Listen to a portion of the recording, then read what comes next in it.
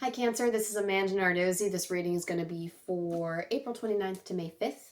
So that being said, drop into your heart space. We're going to free flow, pull some tarot, pull some oracle, and see what's going on in the energies this week. Okay, so let the dust spiritually, physically, and emotionally settle around and within you so that you can determine which messages are for you, which messages are for others, and I will tune in and do the same. We're going to connect to Cancer's energies and see what's going on for the Cancer Collective.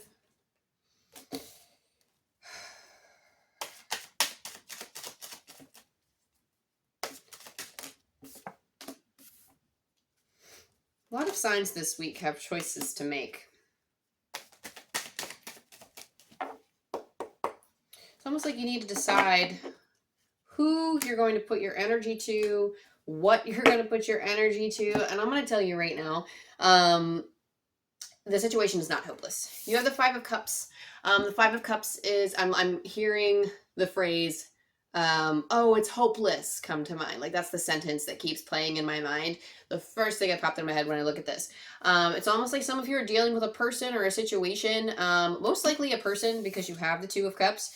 And you have it parallel with the Two of Swords. So it's almost like you need to make a choice with someone. If this isn't another individual, it's if this is, okay, nope, this is in relation to another individual. If not with somebody else, then this is almost like you're combating yourself in a way. And it's almost like you're meeting your shadow self. But I really do feel like for the vast majority of you, this is in relation to like a romantic relationship or some relationship or some partnership or some other person that is significant in your life. It's almost like with this Five of Cups, I feel like there are like deep wounds with this person. There's like deep wounds that you have with this person. And the Five of Cups symbolizes not only feeling hopeless, but it could also be disappointment as well. So feeling almost disappointed in your connection with this person or feeling disappointed in the person themselves. And it's almost like you have to have a choice. And it's like, you might have invested a lot of time or energy or thought into this person. A lot of thought energy is happening. And it's almost like you're just, I do feel like you're kind of getting wrapped up in the world a little bit. And Spirit does want you to kind of take a step back and say, like, you know, this is, I'm feeling like this is justified in like your big sacred plan. Like, this is one of those things that like you're meant to learn from this individual. Like, there's a soul growth moment happening here.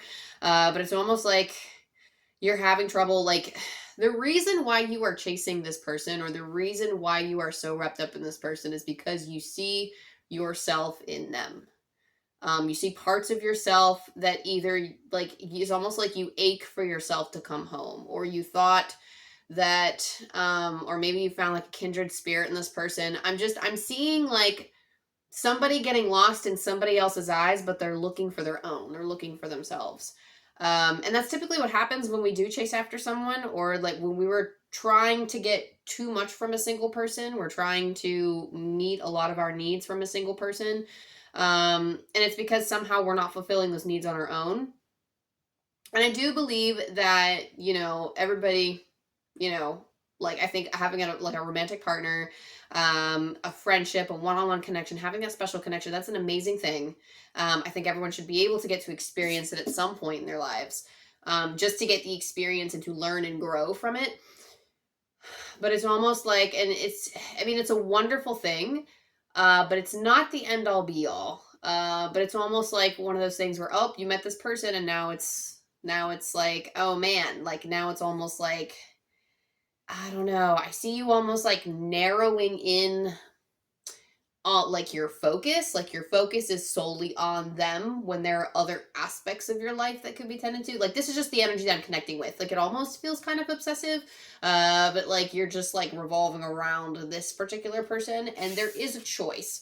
Maybe you have felt there, maybe you have centered a lot of your energy around a person. Maybe it's time to go. Maybe it's time to actually put the sword down and say enough. I am choosing not to invest my energy in somebody else. And this doesn't necessarily always mean a split from this person.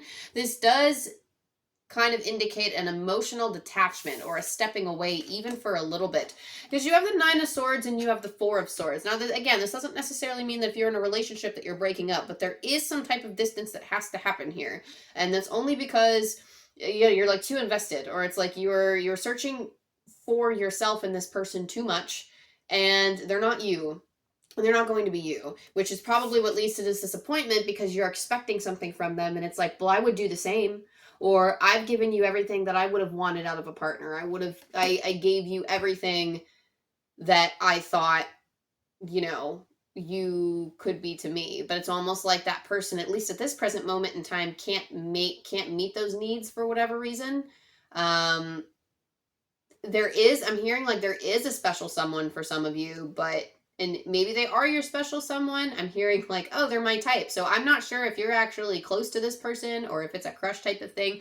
Let's talk about these two cards because I feel like it's a little bit different for everyone. Some of you are in an established relationship. Some of you are like crushing hard on someone and you're not together, and maybe there isn't like or maybe there's like, I'm hearing for some of you there's a meetup happening.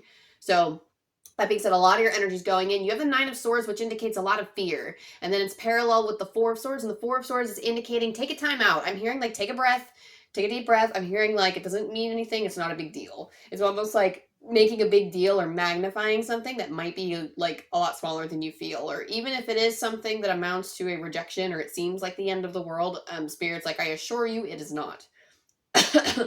But it's almost like you have all of these fears that are kind of blown out of proportion, and Spirit's like, just wait and see, but we want you to come back to yourself and we want you to be like, be centered, because that's what the Four of Swords is about. It's about getting grounded. It's about getting your rest. If you're not sleeping, this could be something that's affecting your sleep. The Four of Swords typically shows up when I need more sleep, and again, I'm hearing like take a breather, take some time for yourself. There's like some grounding that needs to happen, maybe some sunshine, but it's almost like you need to get away and get into your own, not in your headspace, but get into your body and in your life and start doing things like tending to your physical space is a really good way to get back in your energy, I feel. Another good way to get back in your energy, just doing something physical, doing something creative that takes you out of your head so that you're not thinking. Something creative where you're just kind of letting loose. That's what I would recommend. But there's something about like you got too much going on up here. Right? So whatever this situation is, they want you to kind of take a baby's breath here. The first breath, beginner's mind. So this is approaching a situation or a scenario, especially when this oracle card comes up. It's like you need to look at something with a fresh perspective. Not completely new, but it's almost like go into it or look at a situation or scenario without expectation. Look at this other individual without expectation, whether it's another individual, whether it's yourself. Look at the situation and okay, I'm hearing like you're trying to predict the outcome too much. And that's a lot. That's a whole, you're doing like, you're expending like a whole lot of energy when you don't even know what's up. So that being said, it's almost like you're trying to guess the outcome, like to protect yourselves. It's like a vulnerability thing. But it's almost like I see just the hamster on the wheel, and it's working hard. It's sweating ferociously. You don't need to be sweating like that. You're running on the hamster wheel. So try to keep a fresh mind. If you're gonna think about it at all, try to open up your mind to the possibilities, not think about all of the many different things that can happen, but acknowledging, oh, I don't know, because anything can happen. I have things that I might expect, but going in without expectation, and you can kind of feel out the energy. And again, I don't think the guidance here is to look for answers. It's literally just, I'm hearing, let it be, let it be, let it be until it happens. And I keep getting the word outcome. Like we are so singularly focused on the outcome. It's very hard actually when I'm getting into your energy, Cancer. It's hard for me to like pull out and zoom out because like there's so much focus on I need to figure out what's going to happen. I need to figure out the outcome. It's almost like some of you, like if you are in an established relationship, this is almost like fears that are present around this person. Like, I don't know if they like, you fear that they cheated or you fear that they did like something or whatever. You fear they're going to break up. I don't know. But there's a whole lot of stuff going on. And Spirit's not saying what it's going to be. It's almost like they want you to kind of like, I don't want to say like buck up buttercup because those aren't the words, but it's almost like they're like you need to put on your armor for a little bit, tend to yourself, and then try not to think about it so much because it's almost like you're causing your own suffering by like turning it over in your mind when it's probably not even that bad. So yeah, not saying that it isn't, I don't know, but Spirit's like not giving me any answers as to what this outcome will hold. They're really just like shh, shh, like they're telling me like I'm trying to dip in, but they're like shh, shh, like they don't want me to go near it. And I'm like, okay. And I feel like it's going to be different for everybody, but fretting about it's not going to create any energies that will do you any favors.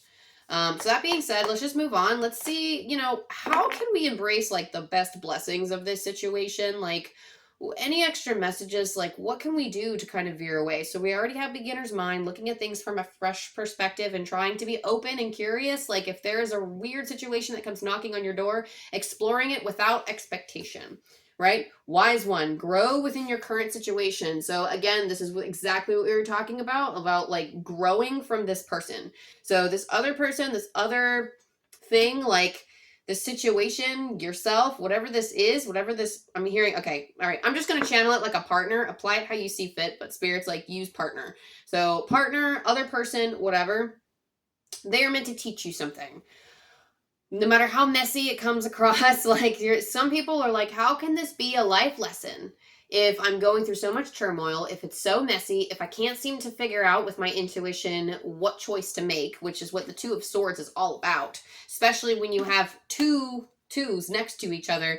This is quite literally dealing with two opposing things and then needing to figure out where to put your energy. When I see two, I see something, two energies working either in harmony or against each other.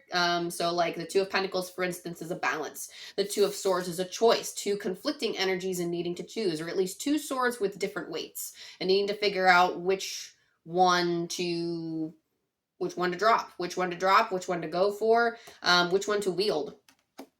And the Two of Cups is about like a soulmate connection or about your connection with yourself, like your higher self, right? And then the Two of Wands is about planning. That's really the only one where it's basically you. I would actually argue it's two different energies. It is yourself and it is the universe because you are mapping on the world where you want to go.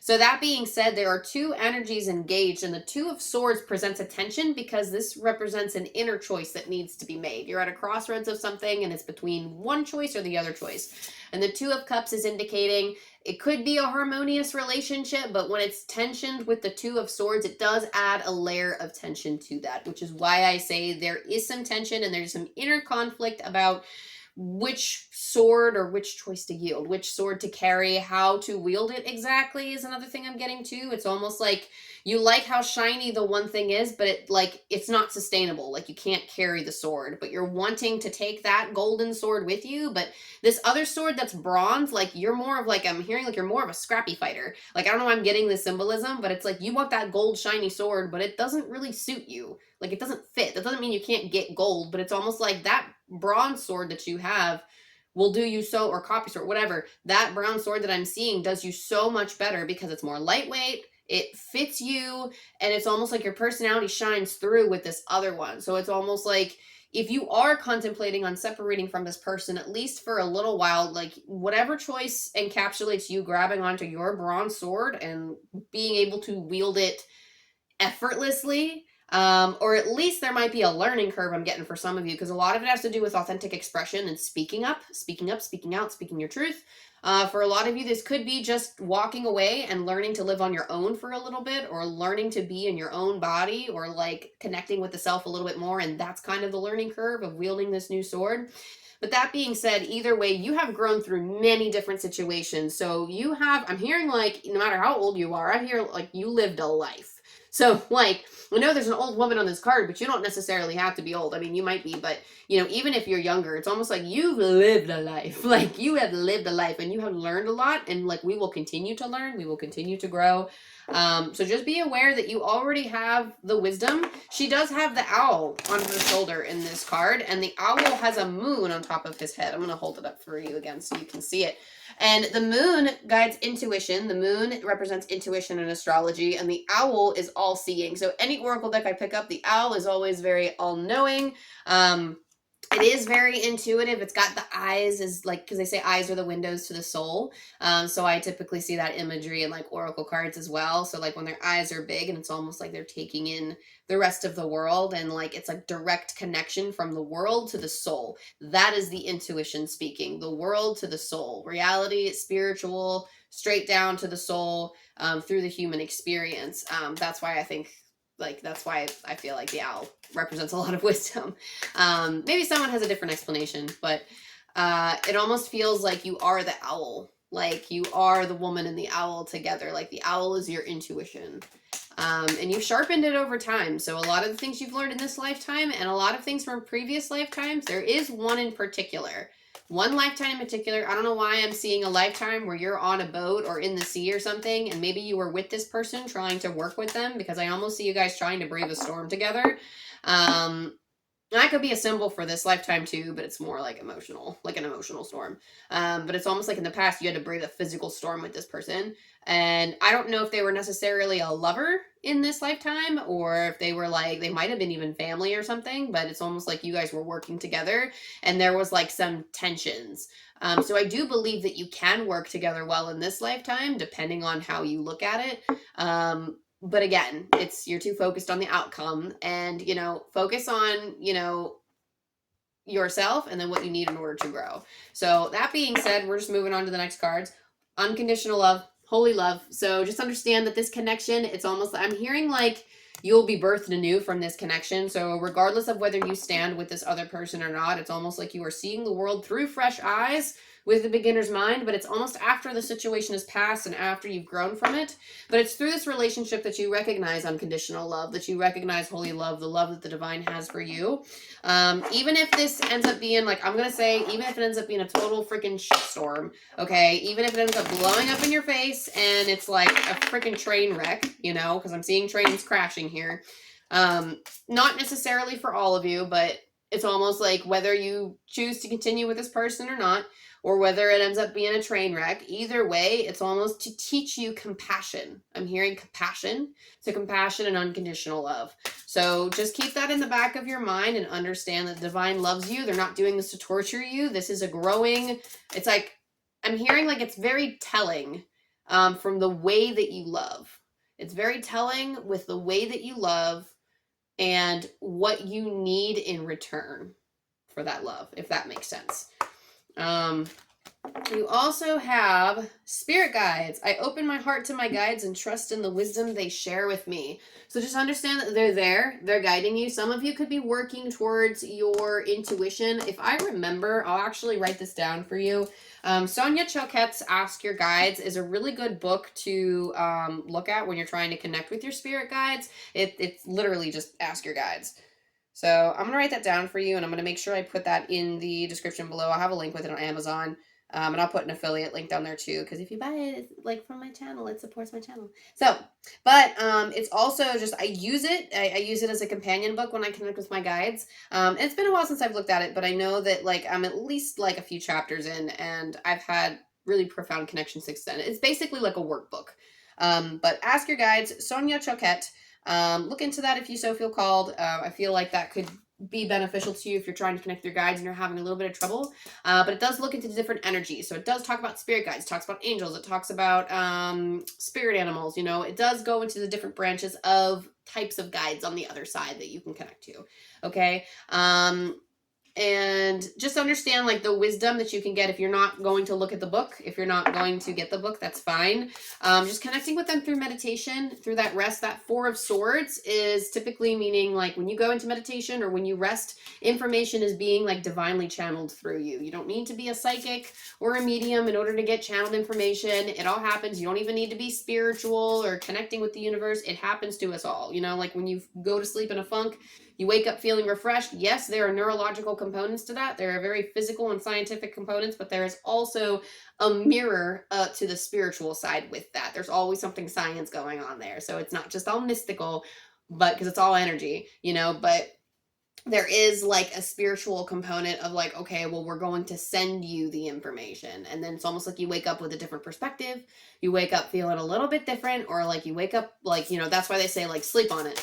So if not sleeping, then meditation. Sometimes you can hear meditations, you can see like, or you can hear messages, you can see messages, depending on if you use the clairs and if you are spiritually inclined like that, or psychically inclined like that.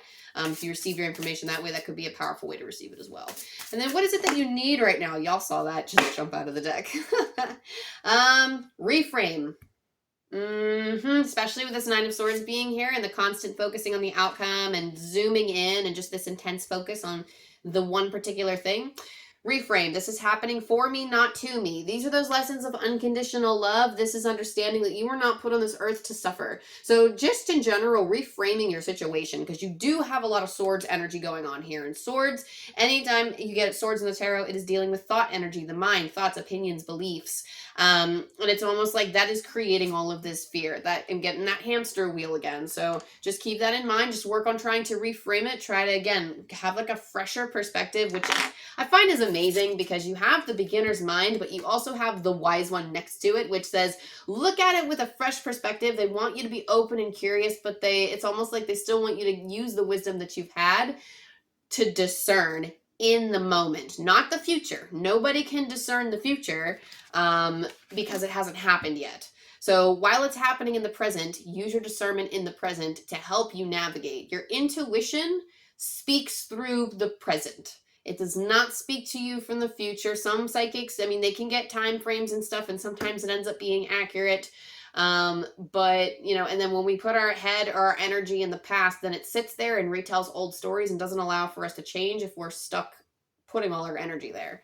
And for the future, we can hold so tightly to an outcome that, you know, different things manifest, and it's not for our highest good because we're bringing in all this other energy, you know. But that being said, I'm going to roll some dice for you. So just working on the reframe, just so you're not suffering. Just so you're not suffering. Forget being afraid of manifesting something you don't want. Just don't suffer. You don't have to suffer.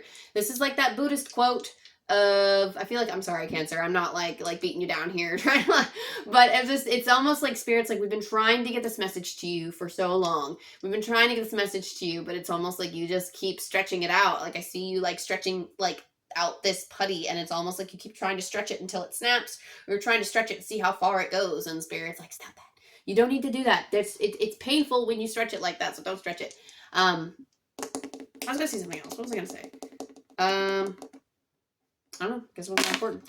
Out one ear, in one ear, out the other. 138, I pull from Angel Numbers by Kyle Gray.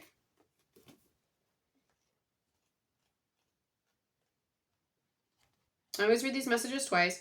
Your angels and guides your angels and guides are encouraging you to forgive and release the past so that you can manifest a more fulfilling future. We were just talking about your angels and guides are encouraging you to forgive and release the past so that you can manifest a more fulfilling future. That being said, Cancer, I hope this helped you. If this resonated with you in any way, go ahead, like and subscribe and all the things. That way you can keep up to date with my channel. I do weeklies. I do collectives. If you want to learn tarot, I am posting things on my Instagram, so go ahead and follow my Instagram. I also have a Facebook.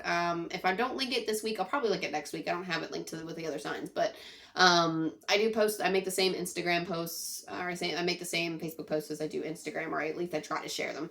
So if you want to learn tarot, if you want to go follow for more, you can go over there.